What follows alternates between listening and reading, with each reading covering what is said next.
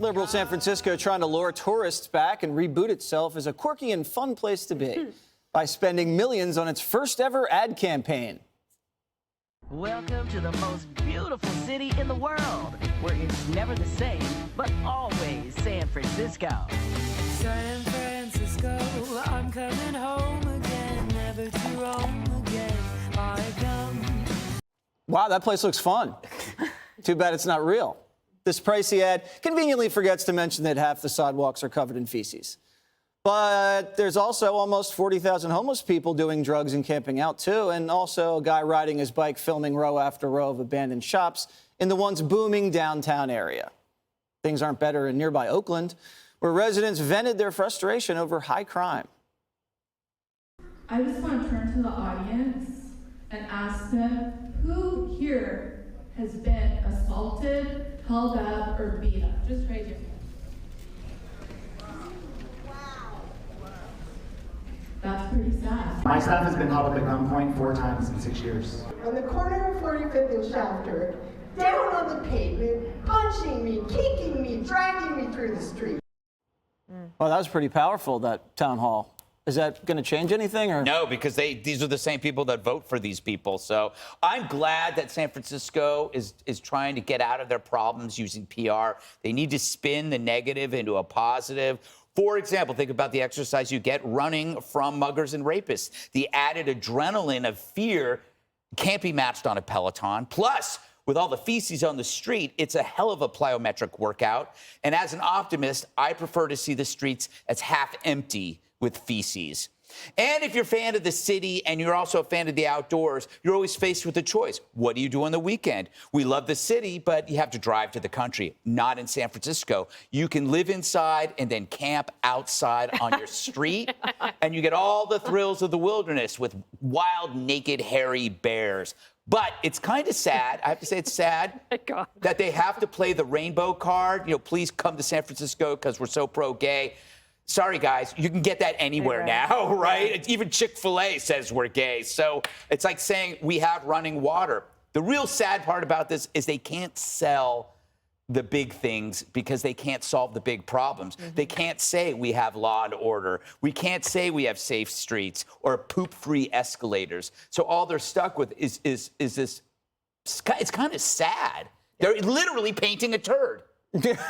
Well, someone got paid. Whoever did the ad took the money, and then they'll probably get it again next year. It was $6 million to do the ad, and last week Michael Schellenberger told us that the city of San Francisco is in a deficit of 500 police officers.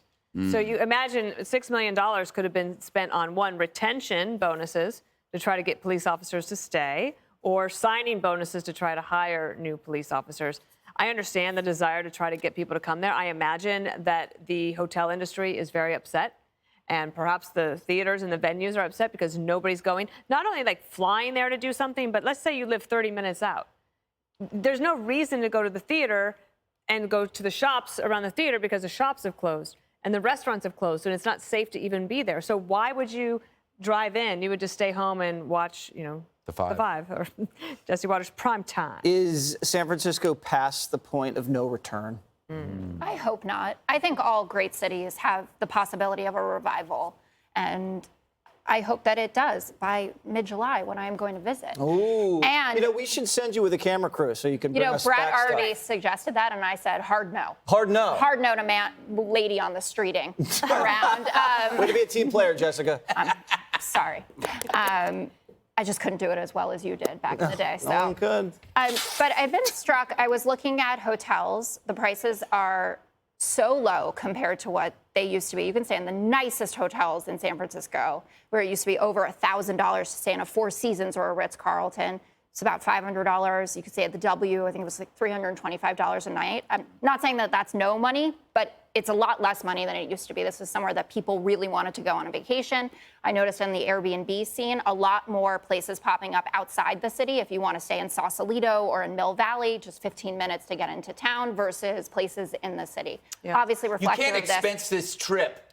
See, that's what she's doing. She's talking about it so she can expense it. You are one smart Satanist. Nobody knows even how to expense anything. It's too complicated. Johnny, I don't.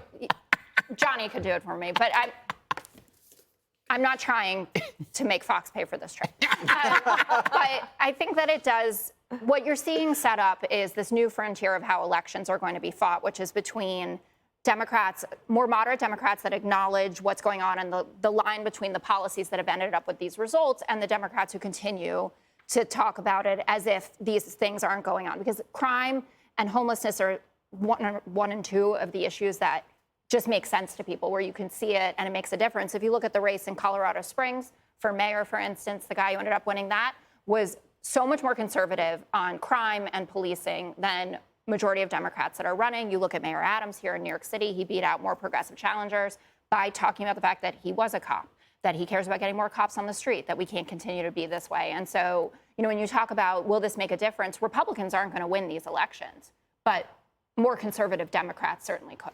Jessica makes a great point. I can't believe I just said that. But all we want is for some Democrats to acknowledge there's a problem. Some Democrats haven't even acknowledged there's a problem in San Francisco. Why not? Wouldn't you love to get on a time machine and go back to the summer of 2020 and have Democrats, smart Democrats like Jessica, and play the tape from today to people who are protesting for the defund the police movement? It's like, and a lot of the frustrated citizens in Oakland are saying, this is what you get. This is your progressive dystopia. This is what you sold us. These are your policies. And to your question, are we past the point of no return? We don't know yet, because we're still very much in the middle of it, and we're still electing these progressive mayors and DAs. In the case of California, it's not going to be until you elect someone who's more conservative and they cannot get control of the city. That's when you know it has gone too far, and no one wants to get to that point. Vanderbeek. He has to run for everything, Greg. Yes. Everything. Only that giant head of James Vanderbeek can save us.